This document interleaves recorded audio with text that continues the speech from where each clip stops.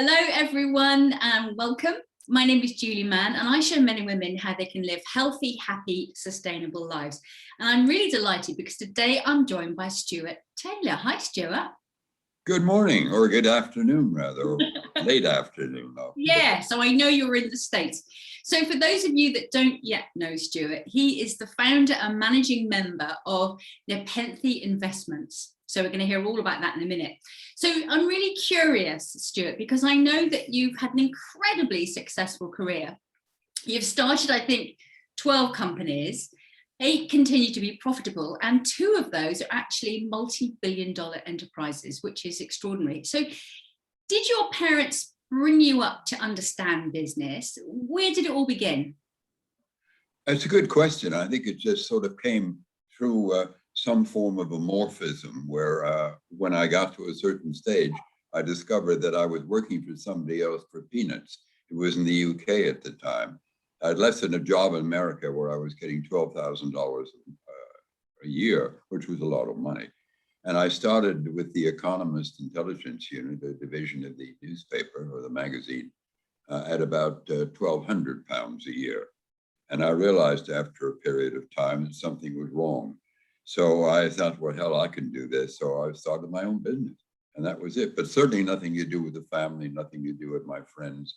I was brought up in a family where you would work for IBM, and at the end of 30 years or 25 years, you'd get your gold watch and you'd get your commission and pension, and that was it, and off you'd go. And that used to be the way of things, didn't it? But of course, now it's a very different story. So what age were you when you started your first company? I must have been about 28. I'd just come out of the MBA program at Stanford University. I came over to England to finish it up. And then I went to LSE for a year and worked for The Economist for about a year and a half, and then started my own company. So somewhere around 28. Okay. So I know that, nobody starts off knowing that their business is going to be successful, do they? So it's a pretty risky thing to do, isn't it, setting up in business? So would you say it takes a particular type of person to do what you do? Yeah, I think it takes someone who is probably got some serious psychological problems. They are not really concerned about risk. They are prepared to work somewhere around 28 hours a day. They're not going to earn a lot of money at first. And then there is a crapshoot, as we call it in the States, that you might make it. So there is absolutely no element of sanity to the whole thing. But there are people like myself, and many of them, who decide they want to take that risk. And sometimes it works out and sometimes it doesn't. You must have been surrounded by people that thought you were absolutely crazy. Oh, yes. I remember when I was trying to raise money, just after I started the market research company, I started actually a firm in the UK, a venture capital firm, as now we call it. And I was running around the city of London trying to raise money, and they all saw this strange American who wanted them to put up money with no guarantees and pay all his expenses. And they wined and dined me royally.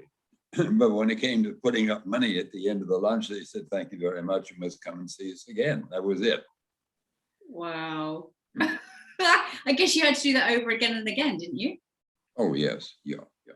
No, I mean, they didn't really. And then finally, when I got one of the insurance companies up in Manchester to fund the whole thing, and I needed some extra money, I went to an investment bank, merchant bank in London, and they said they would put it up, but they want me to personally guarantee it. I mean, there was no risk element at all in the UK at that time, and certainly not on something like this. You've got a huge love of the UK, haven't you? Yeah, I went there just before the war. My maternal grandparents were living in the UK, and I went to visit them a couple of times, and I really, I love it. And I think in a sense, it's particularly during the 60s when I was there, I mean, the Beatles were starting. There are areas of London which were opening up. Britain was going through winning many of its feelings that they were insecure and inferior in some things. And suddenly everything started to change, and it was a wonderful experience. But yes, I love the English. Must have been such an exciting time in the 60s. It was absolutely fantastic. And anything went because nobody knew what was right and wrong. So you could pretty much try everything out, which I did. So of course, every person knows that it doesn't matter how successful you've become, in order to become successful, it does involve making mistakes and making poor decisions as well. So what were some of your poor decisions or mistakes that you made? Well, I think the poorest one was the thought that I could be a good CEO. Naturally, since I put up the money to start this, and I had about initially around 20, 25 people around me, I assumed that I could be the CEO and that I was best for that. And I learned, probably after about a year, that I was an absolutely disastrous CEO because I couldn't delegate, didn't want to delegate, wanted to run the whole thing myself. And my partner at that time didn't really like that, made several suggestions that I should leave. And if I'd had the brains, I would have kicked myself up to executive chairman and let her run the company, which she eventually did. Tell us about some of your successes. Well, I think certainly that was a success. The venture capital company, which I started, was a success after that. When I was in the Middle East, I built a hotel in Cairo. Actually, it was in Alexandria, and that was fraught with problems. In those days, whenever you started a project, wherever you were, the first thing they said was, could we see the business plan? Well, I don't think anybody knew what a business plan was, but they had read somewhere, probably in a Harvard business magazine, that you should have a business plan. So I gave a business plan to a group in Egypt, a bank in Egypt, and it took a year before they had looked at it. And then they came back and said, well, the only problem with this, if you've got an extra swimming pool in the hotel, and it really isn't necessary. But that was successful. I went on, I got involved with a number of people in the Middle East, and we did some deals together, which were successful in buying various types of companies. Came back to the States. I started a company to help seniors at that time who were desperately wanting to learn how to run computers. So we set up a training operation, which started to be successful, and then unfortunately went down the drain for technical reasons. But the companies that I started, and when I was involved in Hard Rock Cafe in England, that made a big success. My first two companies really were very successful, which was very, very unlikely and certainly wasn't average. Did anyone envisage that the Hard Rock Cafe would be the phenomenon that it is today? I don't think so. Peter Morton, who was really the power behind it, certainly knew it would be successful. And I think generally we knew it would be successful because at that time, the British teenagers had no place to go. I mean, their parents went to the pubs. Even if they were over 18, they could go to the pubs, but they didn't want to go to the pubs and throw darts with their fathers and mothers. So the Hard Rock was really a mecca for people in the 14-year-old and over age to go and have their own place and have American hamburgers, which were considered to be unique, and have some fun. And it just took off. And from the time that it opened, you couldn't get into the place for years. There were always lines around the corner. I remember the first time I went and just being blown away by the experience. Yeah. Yeah, and it was probably in the most unlikely place that you could possibly imagine, of course, right across the street from Buckingham Palace and next door to the Duke of Wellington's museum. And Hyde Park Corner was not, a place that you thought that you would start something like this. We took over a former used car dealership, which dealt mainly in used Bentleys and Rolls Royces and Jaguars, and they were going out of business. So we took that over. It was groundbreaking stuff, really, Stuart. I think everything in the 60s was groundbreaking. I mean, who would realize that the Beatles and the Stones would be so successful? And then I've forgotten, there's an area in London which they started selling. A lot of shops came up with modern things and stuff that nobody in his right mind would buy, but were very successful near the theater district. And you're old enough to remember that, I think, barely, but still. I'm sure I am, but I can't think right now. If someone watching, Stuart, really wants to grow a successful business, what advice would you give them? I think in spite of the high-tech industry, the simplest thing is people.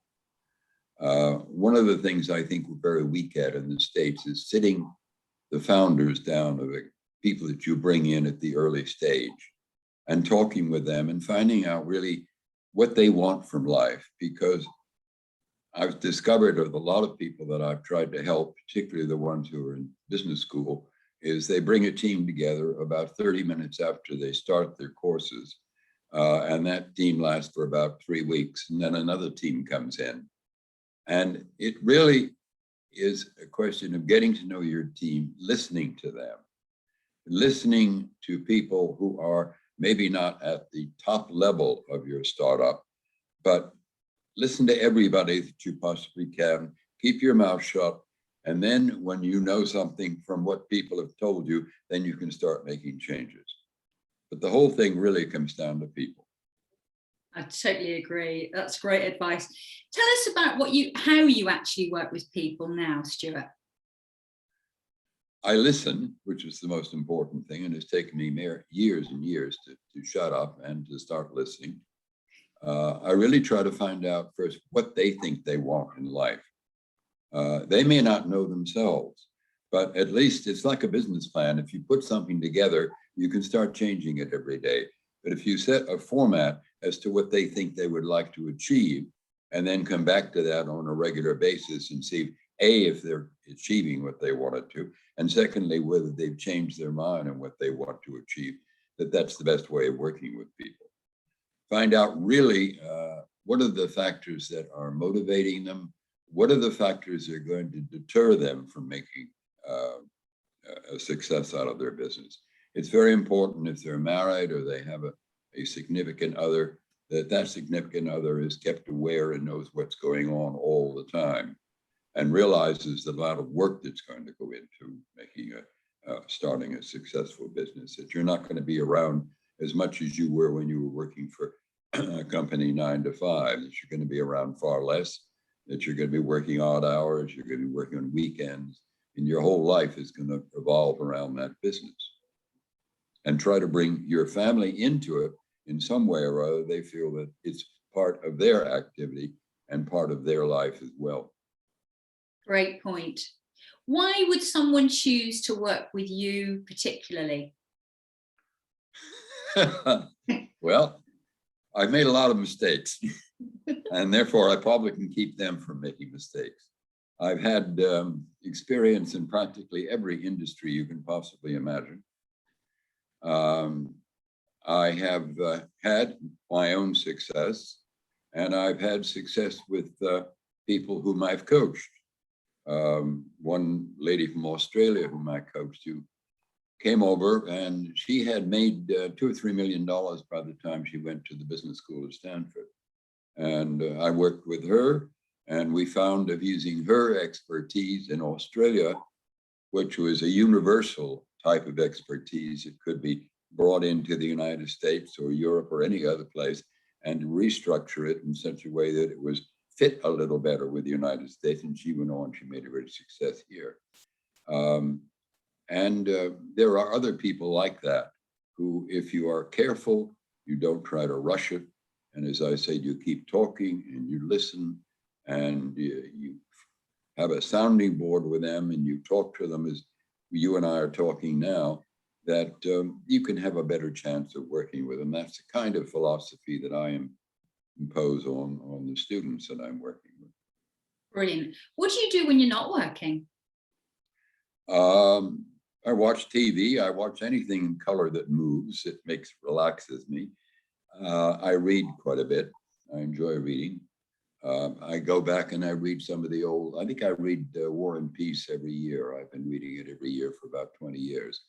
because I think there are certain books that are never out of date, and that they can provide you with insight to various types of life, because whether it's in Russia or whether it's in the UK or whether it's the US, there are a tremendous amount of similarities when you're dealing with people, and they have the same problems and the same concerns. And I get a lot out of books that way. So is there a particular nugget that you could share from War and Peace relating to business? Not a particular nugget, because it's so bloody vast that it's hard to narrow it down. But there are so many different types of people with, whether it be from Natasha, who's the young, somewhat innocent girl, or whether it be to Andre, who's a prince, or to people in higher positions or lower positions, peasants.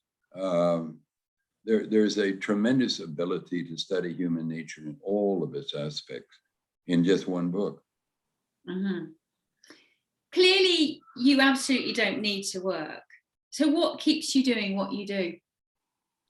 Well, I think there's an old expression that I have taken from Douglas MacArthur, who said, old soldiers never die, they just fade away. And I think with entrepreneurs, it's old entrepreneurs never die, they just start a new business. I'd be bored stiff if I didn't do something. And I get a tremendous amount of pleasure out of seeing somebody take an idea and seeing it grow, because it justifies everything. It justifies their risk, it justifies my risk in working with them.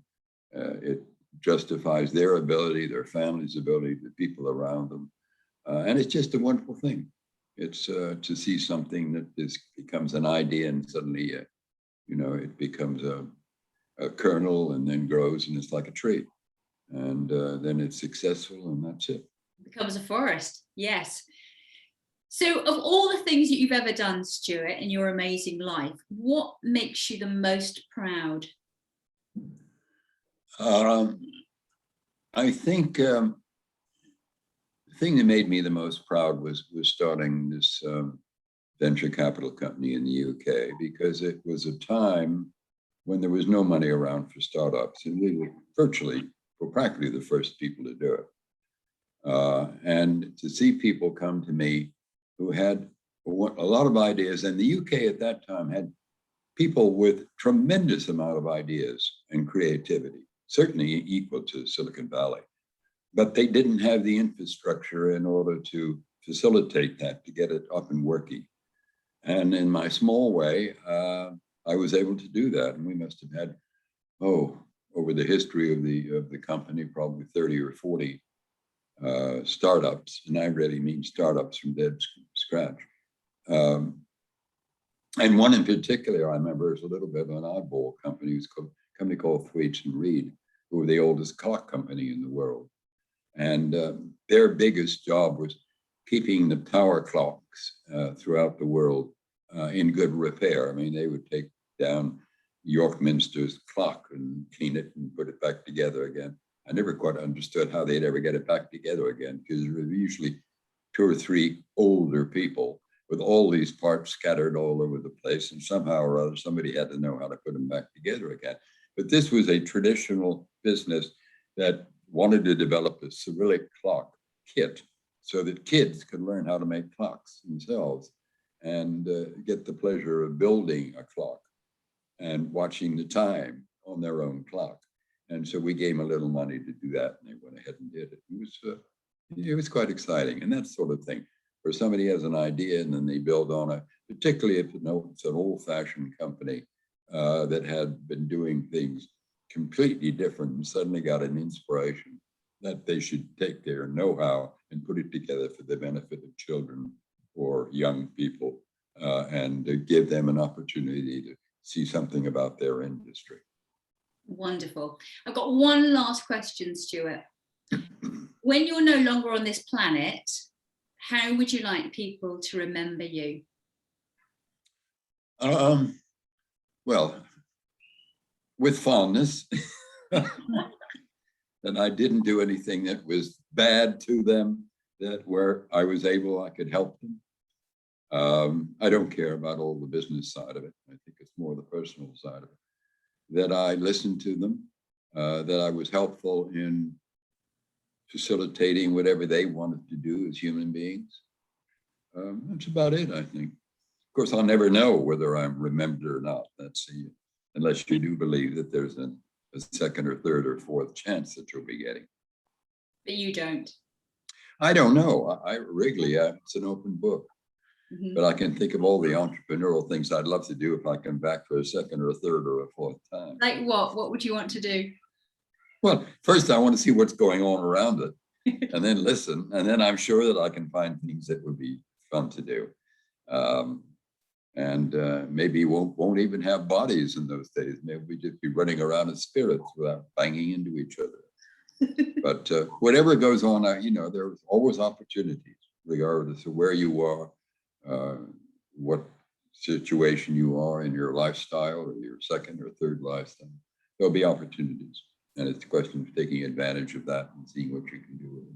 Absolutely. So Stuart, I'm going to post your links below this video. So please, everyone, please check out Stuart's links, get in touch with him, find out more, find out how you might to work with him.